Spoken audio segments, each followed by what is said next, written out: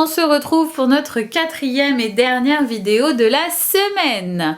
Pour cela, je vous ai préparé un atelier de reconstitution dans le temps. J'entends par là retravailler cette notion de repérage dans le temps et notamment du déroulé d'action dans l'ordre chronologique. C'est un travail que j'ai déjà pu vous envoyer, c'était des images qui étaient différentes, mais voilà, et j'ai pu le travailler dans le cadre des visios, mais je n'ai pas été pleinement convaincue parce que j'ai vu, donc je souhaite le refaire et que vos enfants puissent manipuler de nouveau. Pour cela, vous allez recevoir deux fichiers. Un fichier sur lequel vous avez un certain nombre d'actions, donc il y en a 1, 2, 3, 4. D'accord? Et un autre fichier sur lequel vous avez donc le support pour venir poser les images dans le bon ordre chronologique, c'est-à-dire ce qui se passe du début à la fin. D'accord? Donc là, vous allez dire à votre enfant, regarde bien les images. On est d'accord que d'abord, on travaille une action. Les autres, vous les laissez dans un coin. Ne lui proposez pas pour l'instant toutes les images mélangées, ça risquerait de le perturber et ça fait beaucoup trop. Donc vous allez devoir lui demander de bien regarder les images et pourquoi pas de lui demander ce qu'il y voit. Je vois un petit garçon qui met un plat dans le four.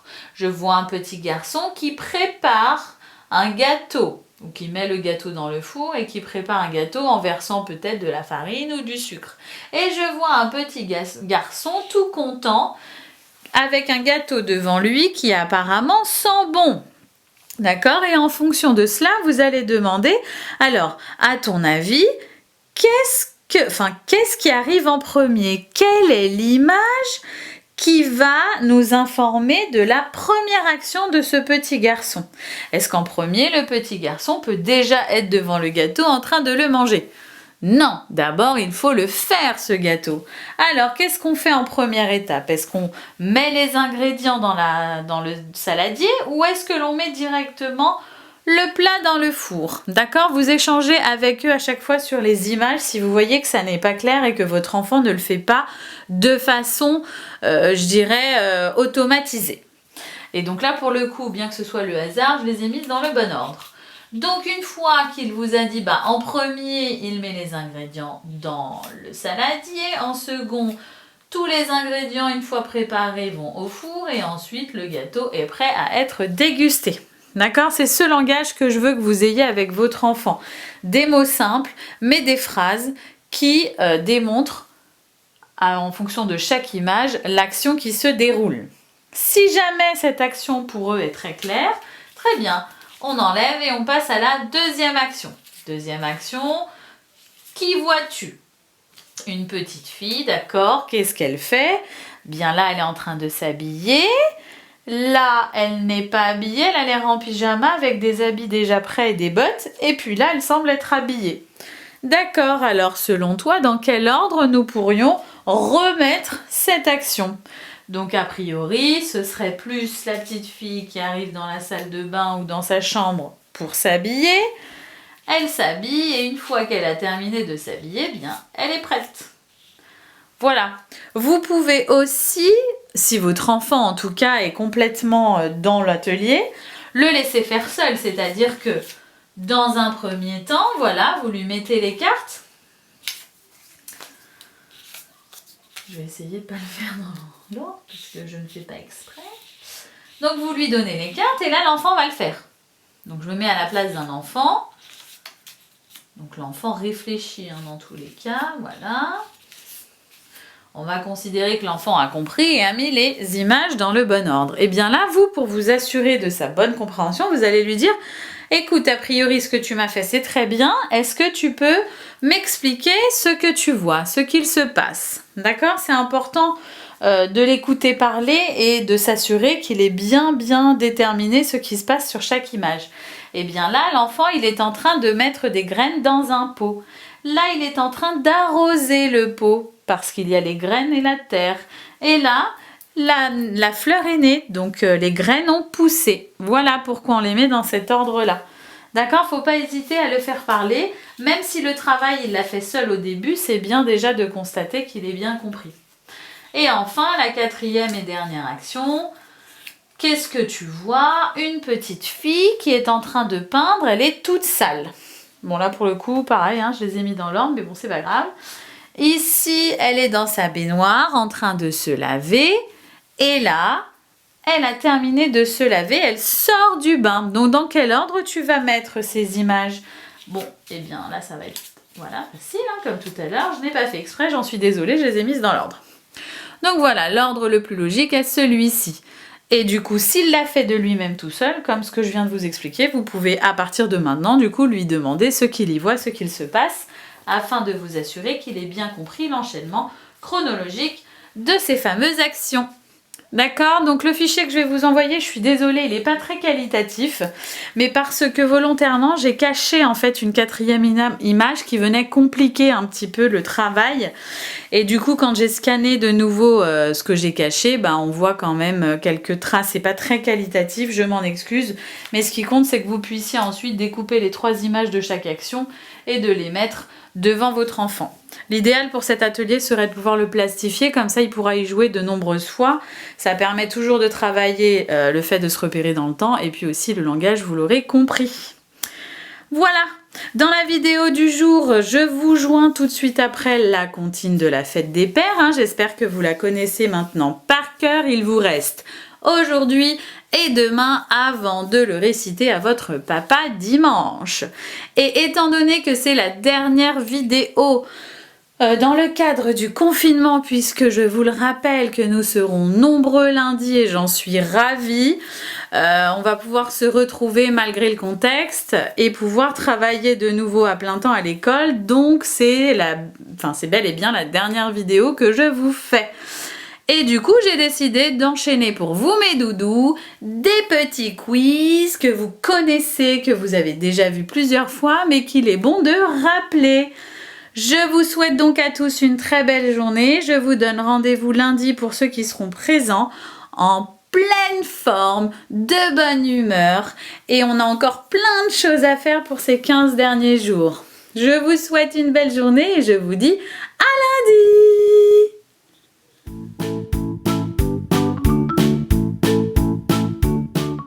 C'est parti maintenant pour la comptine. Les doudous, cette fois-ci, je vous montre les gestes qui vont avec le petit poème que vous avez dû normalement écouter hier pour la première fois. Le titre, c'est « Dans tes bras ». Regardez bien les gestes. Dans tes bras, mon papa, je me sens plus grand, moins peureux, plus heureux.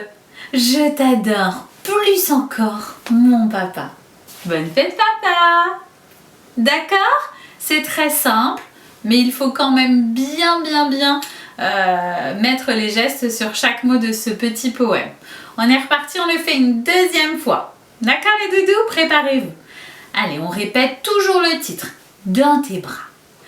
Dans tes bras, mon papa, je me sens plus grand, moins peureux, plus heureux.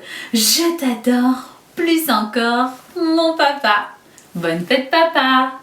D'accord? Eh bien voilà, maintenant vous avez tout, vous avez les gestes, vous avez le poème. Il ne reste plus qu'à l'apprendre car je vous rappelle qu'il reste encore quelques jours avant la fête des pères. Tout de suite après, je vous mets un petit quiz. Attention sur les chiffres. On n'oublie pas et on continue. Au revoir mes petits chats. À demain. Non, pas demain. À jeudi. Demain, nous sommes mercredi et le mercredi, on ne travaille pas, on se repose. Bisous.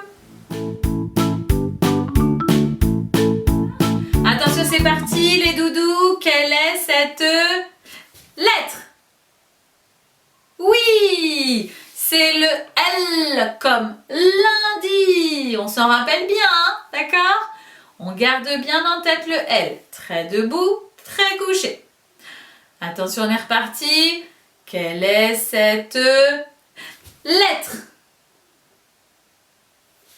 Alors, un peu plus dur, mais il y en a beaucoup qui la connaissent. C'est le M. Le M comme maman, comme mardi, comme Maëlie, comme Maëlys, comme Mila. D'accord? Il y a plein de mots encore avec le son M. Donc là, c'était la lettre M. On continue? Attention. Quelle est cette lettre? C'est plus dur, hein? Alors? C'est le Z, comme Zorro, d'accord? Et puis la semaine dernière, je ne sais plus quel élève c'était, mais on m'a dit Zorg. Vous connaissez peut-être Zorg. Effectivement, c'est le Z comme Zorg, ça fait le son Z, d'accord? Ok? On passe à une suivante. Attention, quelle est cette lettre? C'est plus dur. C'est le B, comme bébé, d'accord? Ça ressemble à un 3, d'accord? Parce que le B, je fais un trait debout et je fais comme le 3 de bidou, d'accord? Mais là, le B, je ne veux pas que l'on fasse l'association avec le 3 puisque le 3, c'est un chiffre et le B, c'est une lettre. On n'oublie pas. Le B ressemble au 3 puisque dans la manière d'écrire, je fais aussi de bidou. Mais c'est tout. D'accord? On continue. Attention, quelle est cette lettre?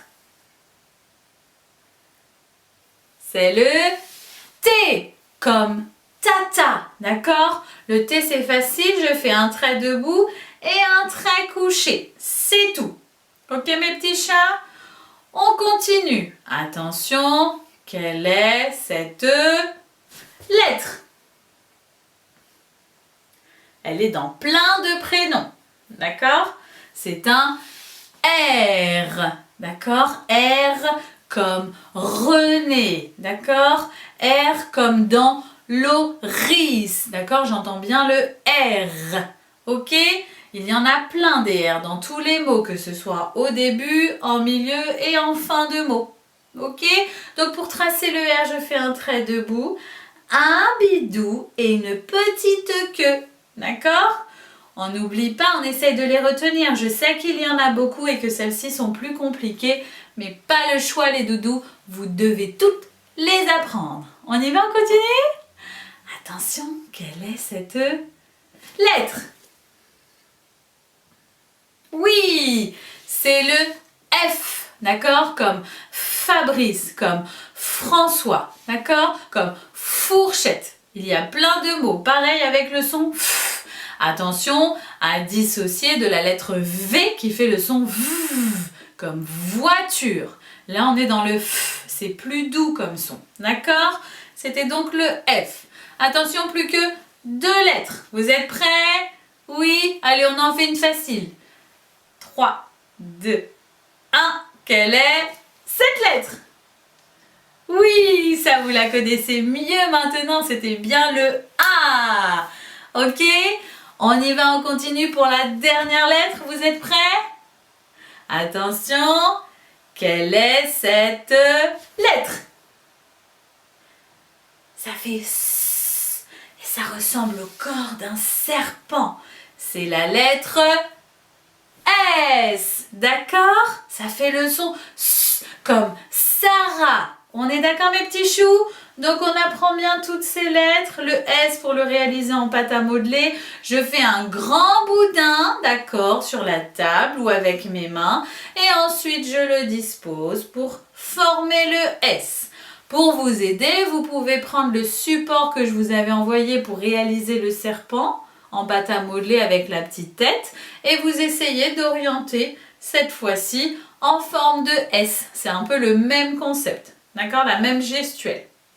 On en a terminé avec le quiz et surtout pour aujourd'hui. Alors, le quiz aujourd'hui va porter, attention les doudous, sur les lettres. La dernière fois que j'ai fait un quiz, vous vous rappelez, c'était sur les couleurs. Aujourd'hui, ça va être sur les lettres.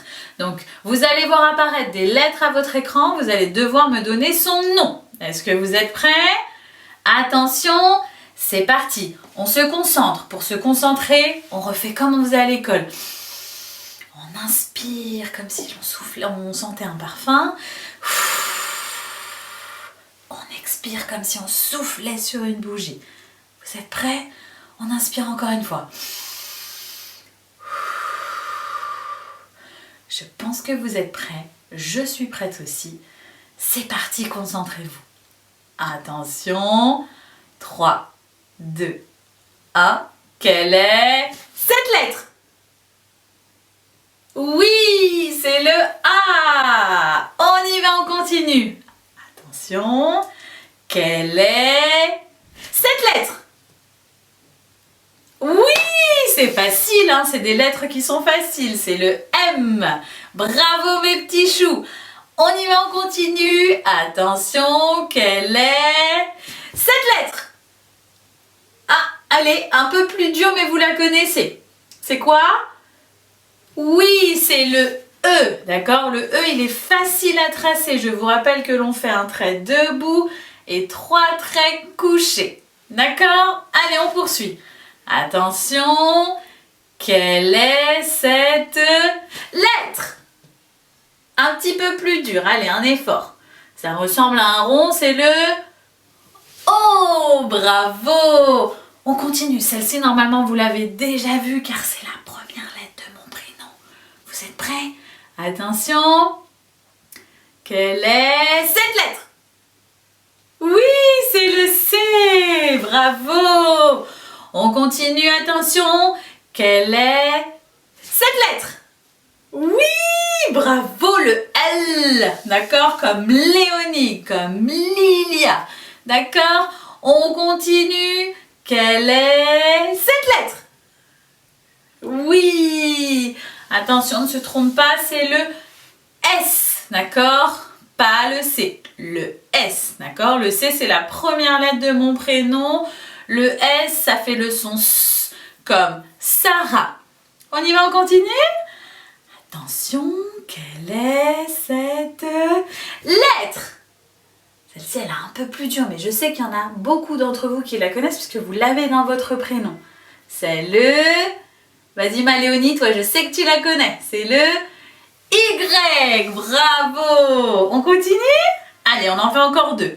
Attention, quelle est cette lettre? Ah, un petit peu difficile celle-ci. Allez, un petit effort, on cherche. Oui, c'est le V. Ça fait le son V, comme vendredi, comme voiture. D'accord? Allez, une dernière lettre. Est-ce que vous êtes prêts? Oui, attention. Quelle est cette lettre? C'est quoi? Naïl, tu la connais, hein? Oui, c'est laquelle? Oui, c'est le N comme Naïl. D'accord les doudous, alors on en a fini pour notre quiz du jour. J'espère que vous avez reconnu quand même plusieurs lettres de mon jeu. Je vous souhaite à tous une belle journée.